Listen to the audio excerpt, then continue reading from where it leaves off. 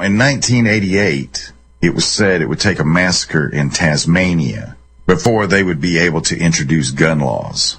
In March of 1996, less than a month before the massacre at Port Arthur, the Gun Coalition's Tasmanian coordinator, Mr. Roland Brown, wrote to the Hobart Mercury newspaper warning of a Dunblane-style massacre in Tasmania unless the gun laws were changed. Their legislation that is in force today was written and printed before the Port Arthur massacre.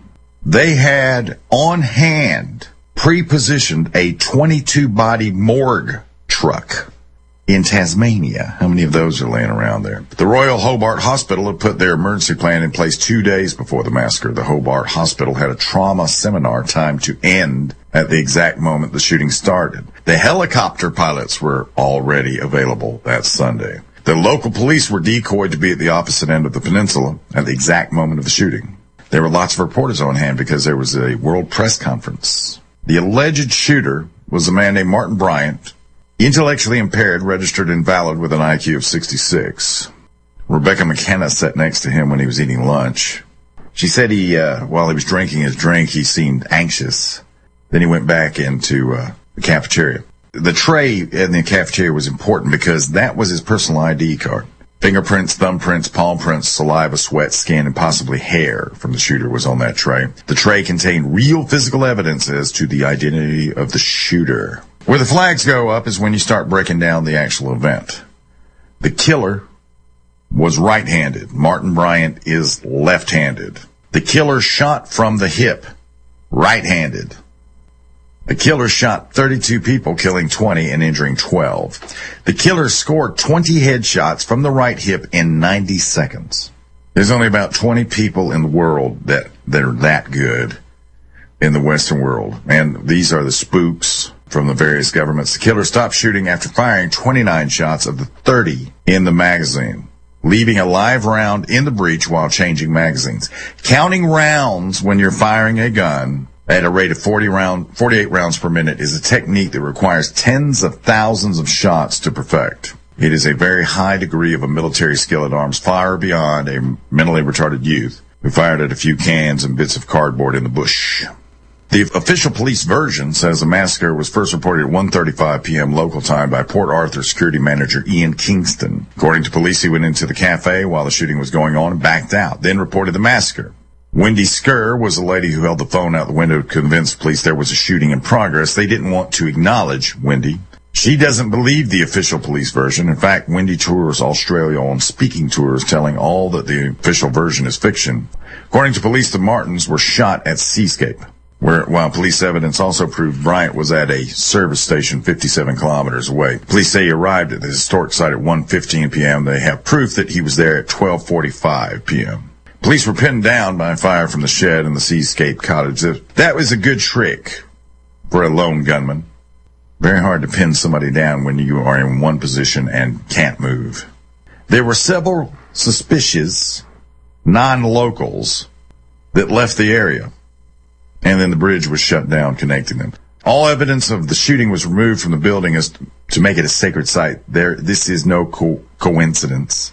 Mr. Bryant would have had to have had an infrared red night vision scope to tell police their sniper was unwelcome and had to move on. Supposedly, somehow or other, they were shot at from two buildings during the siege. The killer sat next to the witness, When the police got a hold of that tray that was supposed to be his ID card, they tried to get rid of it.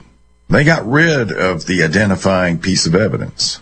The rifles, somehow or other, were destroyed by breech blasts. A breech blast that destroys a gun is so rare in this era, it's almost unheard of. But somehow this happened. One blast pushed fluid brass into the steel breech block. And all of this is just nonsense or a planned demolition to allow false evidence.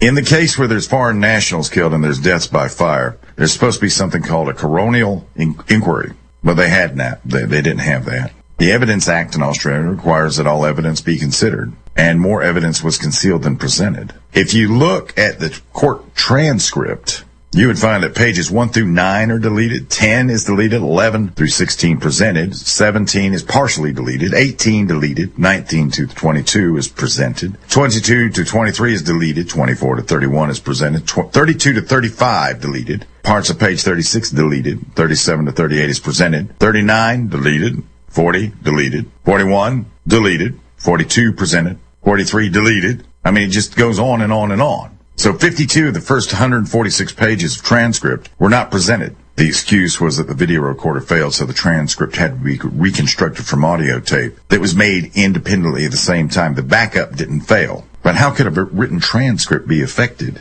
in any case? Bryant ended up confessing so he could get a TV set in his cell. He had been in solitary at least 10 times.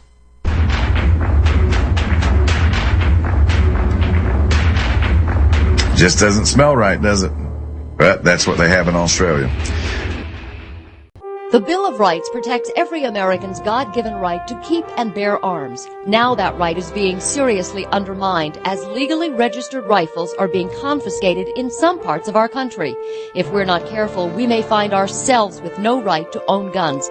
And that's where Gun Owners of America comes in. Gun Owners of America is in Washington every day fighting for you to keep that right. Congressman Ron Paul has called GOA the only no-compromise gun lobby in Washington. You need to be part of this great grassroots group of activists who are keeping the heat on their members of Congress. Find out right now how you can join. Call 888-886-GUNS and get started receiving their fact-filled newsletters and action alerts. Call 888-886-GUNS or go to their webpage at gunowners.org and help make your voice heard in Washington. Make that call right now and call Gun Owners of America at 888-886-GUNS. Remember, it's not just about gun control, it's about control.